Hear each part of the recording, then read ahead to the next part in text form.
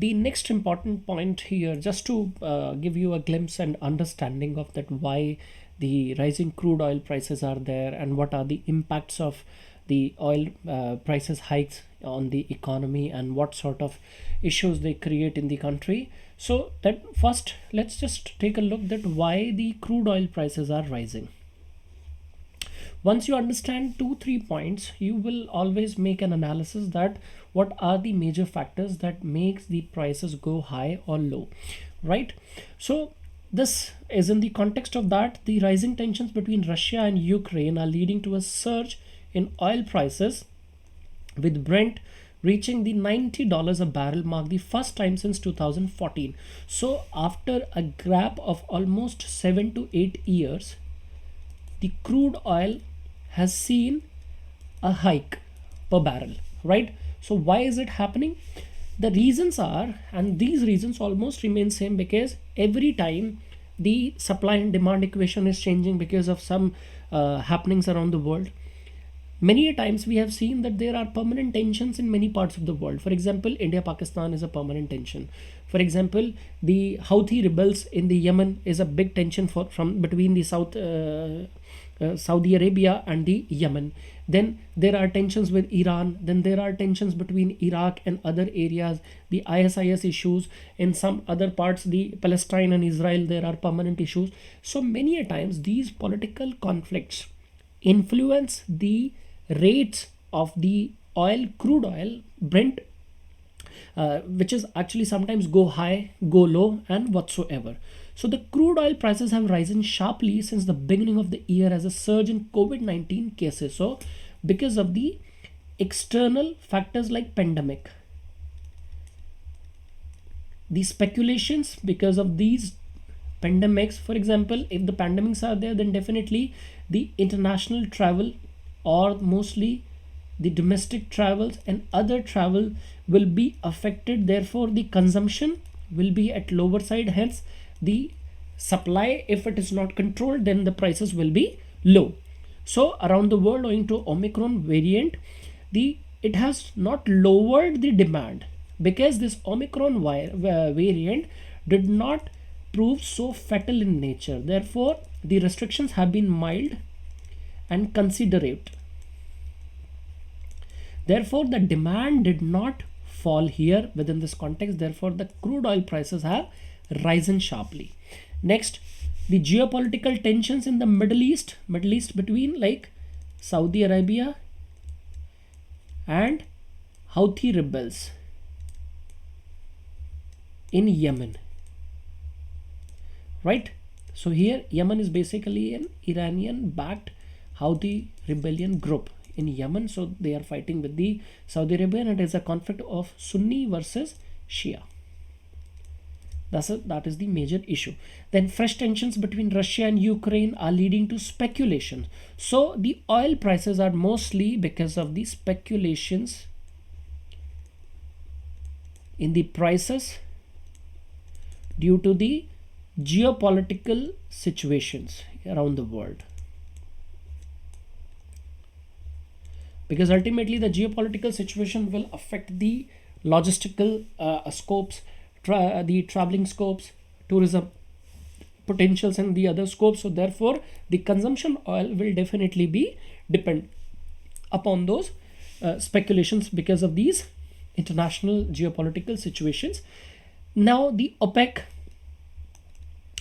is a group that is the oil producing economic countries jitni bhi hai, all those countries have made a group so that they can collectively work upon the supplies and demand of the oil production and how much oil needs to be produced, so that they do not suffer. So rather working individually, and therefore they have made a collective front so that they can make a collective bargaining with the world, and the supply and demand of this crude oil do not create any issue with respect to prices. Sometimes the price might get so low and price might get skyrocketed. In this manner, no country is going to make profit. Therefore they have made this consortium, and here they collectively try and deal with this situation of production stopping, increasing, and that's how the prices are fluctuating. So these OPEC countries had agreed for the sharp cuts in 2020 due to COVID induced travel restrictions, but they did not pick up. They did not pick up the prices. Sorry, pick up the production.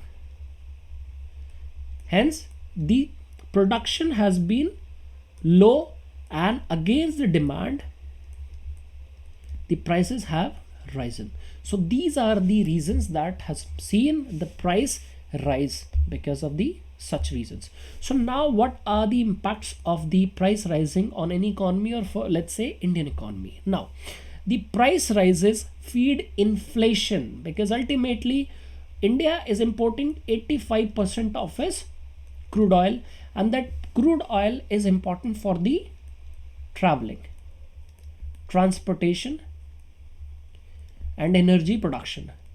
When the transportation is involving, transportation means for the supply of goods, essential goods, taking from one place to another. And in this period since 2020, India has seen 3 lockdowns or 3 restrictions. Let's say third restriction was not that big, but yes, there have been weekend curfews, there have been night curfews, and there have been many other restrictions. But the second and first wave have been a long restricted period. So here, this consumption or this price increase of this crude oil has added to the inflation, and then the inflation of crude oil has been passed on to the rising of the prices of the different products which are being delivered through these transportation system. So the increase in the amount of LPG, kerosene, the government is required to pay, therefore they have to pay the subsidy. So it has also given the burden to the state exchequer. So not only the crude oil pricing, but if the prices are going high, sometimes they are linked with the prices of the LPG and kerosene, therefore they add on to the cost to exchequer. Cost to exchequer in the form of subsidies and other grants. Right? So therefore this has added to the inflation in the country. Now, on the positive side, government revenues on taxes of oil and related products have been rising over the last 2 years. The government of India in the last 2 to 3 years has garnered a whopping collection of 7 to 8 lakh crore rupees on just oil sales or the fuel sales in the country. 7 to 8 lakh crores in the form of taxes and other form of excise and VATs or duties. Now, the country's retail inflation, which is measured by the consumer price index, that is CPI, has already risen to a 5-month high of 5.59% in December. So these are the impacts of the price rising in the economy. Wholesale price index based inflation rose to 13.56% during the same month.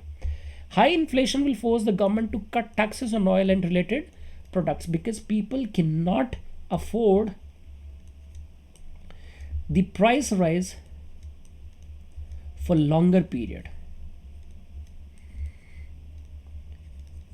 And when the people cannot afford it, government has to cut the taxes, and when the taxes are cut, the revenues to the exchequer, there is a fall. If there is a fall, then the amount on the public spending infrastructure will be lesser, and ultimately the scope of development, scope of making money or generation of the money in the economy, in the absence of new employment generation, in the absence of new investment opportunity generation, everything will be affected, and hence bank will not be able to give that much of loans because of the lack of deposits with the bank. So the loans will be expensive, everything will be expensive, and hence a vicious circle is created because of the price rise in the basic minimum supplies of all the things on which the Indian infrastructure is standing, be in terms of energy, be it in terms of supplies.